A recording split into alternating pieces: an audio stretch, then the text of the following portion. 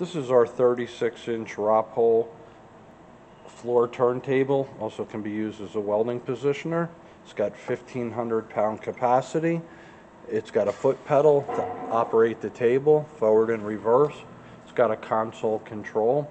The machine is 3/4 horse, 115 volt AC. That's converted to a DC drive to get your variable table speeds, which are from 0.06 to 3 RPM. We'll bring it on now for you.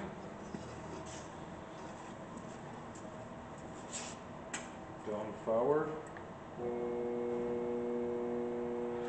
Slowest position. Bring it up. Going reverse.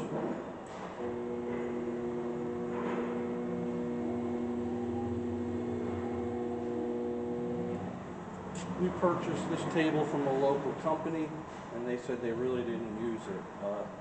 They had bought it for a job that didn't pan out. So this is our 1,500-pound Rapol floor type table.